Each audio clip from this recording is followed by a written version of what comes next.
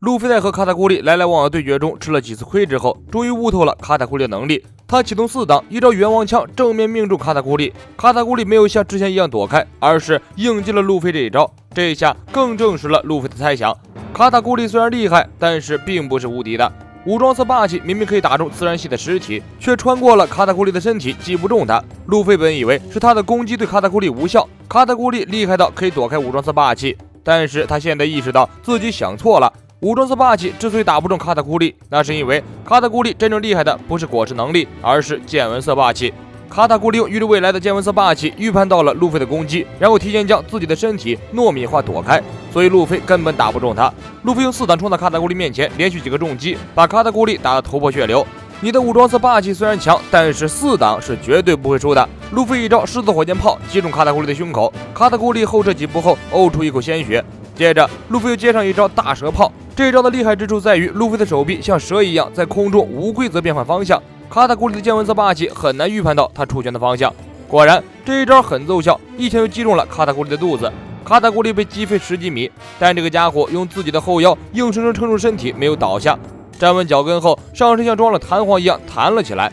接着卡塔古力被打得有点懵逼，路飞再来一招犀牛榴弹炮，卡塔古力立即用双臂防御，虽然挡了下来，但还是被直接击飞。就在卡塔古力想摔倒在地的时候，他突然想起妹妹布雷说过的话：卡塔古力哥哥，他可是从没有背部着过地的超人。卡塔古力一招鲤鱼打挺，直接脑袋着地，然后用自己的脊椎骨加后腰的力量，硬生生把身体弹了起来，稳稳地站在地上。弹力人路飞再次高速奔来，卡塔古力喘了几口粗气，然后挺直身板，平息了一下气息，迎接路飞的攻击。路飞将自己的双手压缩到极致后，对着卡塔古力释放大招冤枉群压炮。不过这次他没能再击中卡塔古力，卡塔古力的身体再次出现了提前糯米化的情况，轻松地躲开了路飞的攻击。小老弟，你猜的不错，我只是提前进行了变形，高效地躲避了你的攻击而已。只要用霸气能看见未来，就能够做到。刚刚我有点头脑发热了，给了你可乘之机。毕竟见闻色霸气是需要冷静下来才能够发动的。路飞的手臂穿过卡塔古力的身体，卡塔古力用糯米的身体将路飞的手臂紧紧缠住，路飞向后用力扯动，却怎么也扯不出来，完全被卡塔古力束缚住了。我已经多少年没有被人打中过了。卡塔古力变化出2个巨型甜甜圈，甜甜圈里又出现了2条巨大的拳头，怪力粘高。卡塔古力控制巨型拳头，一拳击中路飞的胸口，将路飞打了出去。我已经恢复冷静了，不会再让你发现破绽。坚果岛，坚果大臣阿曼德提前回到岛上，他得到消息说暴走大妈正向这里赶过来，所以必须得通知岛民避难。阿曼德的命令刚发下去，大妈的尖叫声就传了过来。海面上，大妈乘坐糖果鳄鱼正快速向坚果岛奔来。即便佩罗斯佩罗不住地呼唤大妈，在耳边叫破了喉咙，告诉大妈不是这个岛，但是大妈就是充耳不闻。一个野猪下凡，跳到了坚果岛，在坚果岛上大肆破坏起来。大妈进攻坚果岛的事情很快传到了指挥官蒙多尔那里，蒙多尔十分烦躁。接着，负责追击贝基一伙的长腿妹也打来电话，声称贝基跟丢了，因为根本没有收到领地海牛发来的信号，无法确切地定位贝基的位置。很快，蒙多尔派出去的人发现草帽一伙的船也跟丢了，蒙多尔下令去查。查来查去，查到的结果是上万只领地海牛神秘消失，蛋糕岛附近的海域看不见一只领地海牛的影子。指挥官的位置太难做了，让人头痛的情报一个接着一个，搞得蒙多尔焦头烂额。领地海牛没了，意味着蛋糕岛的警戒线没有了，附近的敌船可以自由出入蛋糕岛的领土。就算这时候有人偷袭，他们也根本不知道。整个海贼团陷入了阵亡状态。所以领地海牛们都跑去哪里了呢？海底深处，太阳海贼团副船长阿拉丁和他的妻子夏洛特家第21女夏洛特·普拉林涅一边哼着歌曲，一边勾引着上万只领地海牛离开蛋糕岛附近的海域。领地海牛被普拉林涅海妖般的歌声吸引，被迷得神魂颠倒，放弃了自己的工作，随着普拉林涅的歌声翩翩起舞。阿拉丁看着海面，露出欣慰的笑容。沈平，我们应该也帮上忙了吧？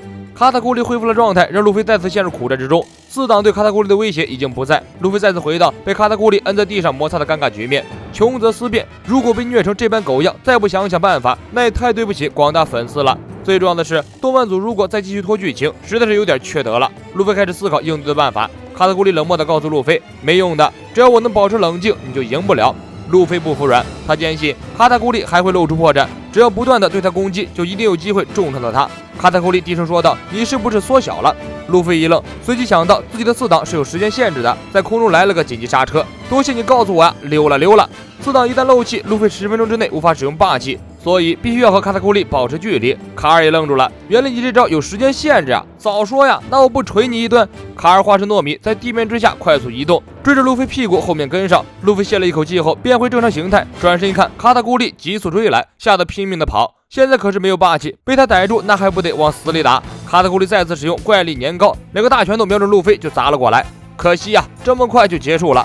卡塔库利的两个大拳头像两个大冰雹一样从天而降，路飞凭着自己仅存的体力吃力躲过，两条小腿交替飞奔。跑着跑着，路飞似乎看到了一个熟悉的身影，他突然紧急刹车停了下来。后面的卡塔库利也愣了，这世界上除了肉还能有什么东西能让路飞急刹车？路飞停下逃命的脚步，看着角落里蜷缩的一个身影，角落里蜷缩的身影也在看着路飞。路飞和布雷对视了几秒钟，接着路飞露出十分猥琐的笑容，布雷吓得一边大哭一边尖叫：“哥，救我呀！”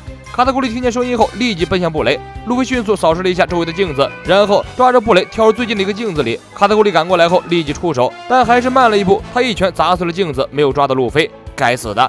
路飞抓着布雷闯进一个很普通的民居里，路飞很开心，总算是躲过了卡塔库利的攻击，有了喘口气的机会。他向布雷表示感谢，但布雷只想一刀捅死他，要不是打不过，布雷就这样做了。突然，外面传来一阵地震，整个房子都在晃动，好像是哥斯拉来了。墙壁上挂着的阿曼德的照片摔落在地。没错，这里就是阿曼德所治理的坚果岛，而岛上大肆破坏的就是大妈了。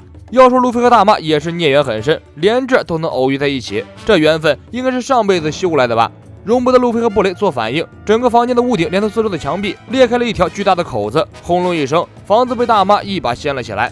那边这边，本来他们在海上逃命逃得正酣，没想到追兵一下子就不见了。按照慎平对大妈海豚的了解，他们是绝对不可能这么快放弃了，不追杀他们到天涯海角都不是这些海贼的性格。现在四周突然风平浪静，一个追兵都看不到，怎么想都很可疑。阴谋，一定是阴谋。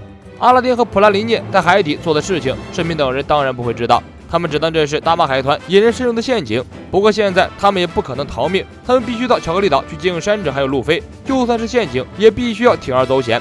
蒙多尔这边也没闲着，得知领地海牛都神秘消失了，没有办法，只好将此事通报全国，调集全国的国字塔战舰，全海域地毯式搜索大妈海豚的3个敌人：草帽海贼团、火焰坦克海贼团以及背叛了大妈的太阳海贼团。这3个海贼团给大妈海贼团造成了巨大的损失，所犯下的罪行无法原谅，无论如何都要将他们抓到，人类就丢进海里喂鱼，鱼人就捞起来油炸，方能解了心里的仇恨。蒙多尔说到激动之处，嗓音都破了，可见他是多么仇恨这些人。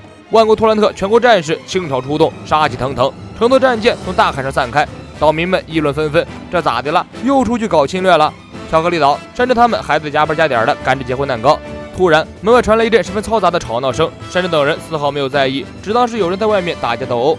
门外，戚风的父亲乌奴找了过来，敲门祈求能够见戚风一面。岛上的保安队长率领群众将乌奴拦了下来，表示现在任何人都不能进去。乌奴急得哭了起来，自从自己的2个女儿长大以后，自己还没有见过他们一面，恐怕现在自己的这2个女儿都不记得自己了。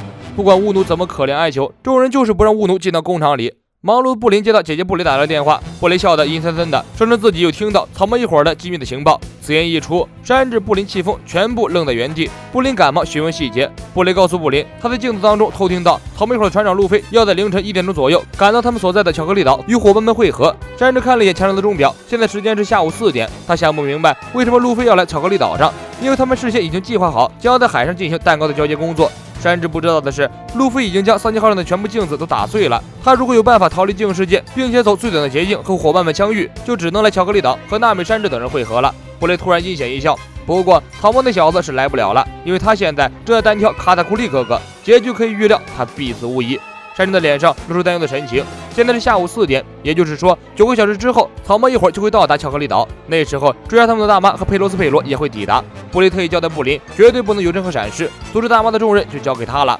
布林满口答应了下来。布雷话锋一转，如果草帽一会儿先行到达了蛋糕岛，大妈和佩罗斯佩罗没有追上来也没关系，因为欧文已经率领大军登陆巧克力岛，准备驻扎在此地拦截草帽一伙。布林和山治听得冷汗直冒。门外，欧文大军已经来到了工厂门前。岛上的警卫队长点头哈腰地告诉欧文，布林特意嘱咐过，任何人都不能进入工厂。欧文也没有做多怀疑，既然是妹妹交代的，那就算了吧。乌奴还在工厂前面吵闹，刚巧被欧文撞见。欧文二话不说，直接一个左勾拳将乌奴打倒在地。滚蛋，你这个可疑分子！乌奴哀求的声音问道：“你不记得我了吗，欧文？”欧文嘿嘿一笑：“当然记得，你不就是那个前任的继父吗？正因如此，才要把你赶紧赶走。”以布林的演技骗过欧文不成问题，他现在更替山治担心他们的船长路飞。山治却一脸轻松，仿佛什么事情也没有发生。虽然他心里也替路飞捏了一把汗，但是他相信船长一定行。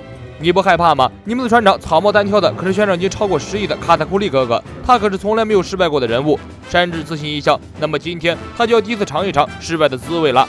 布林被山治这个自信的微笑迷得神魂颠倒，话不成句，就算说话都不敢看着山治。经过大家几个小时的奋战，山治终于将美味的鲜奶油做了出来。一个厨师长尝了一口，立即倒在地上晕厥过去，其他人懵逼了，靠，你下毒了！山治见怪不怪，一群没见过世面的土鳖乡巴佬。昏厥的厨师长猛地惊醒，红着脸尖叫道：“好吃的要死了！”布林好奇的想要尝一尝，山治忙拦了下来。他担心布林吃完直接心梗过去了，就没有人帮他收拾残局了。布林听到山治如此关心自己，忍不住直接昏倒。随着叮的一声脆响，戚风的超级松软的戚风蛋糕烘烤完毕，布林的纵享丝滑巧克力也做好了。这样一来，所有在工厂里进行的工作就全部做完了，时间控制的刚刚好。山治放松的点燃一支烟，安排人去码头准备船。为了节约时间，填充奶油和装饰蛋糕的工作就在船上完成吧。山治吸了一口气，自信又潇洒。走吧，去打败困扰我的伙伴们的大妈。我是剑木君，咱们下期见。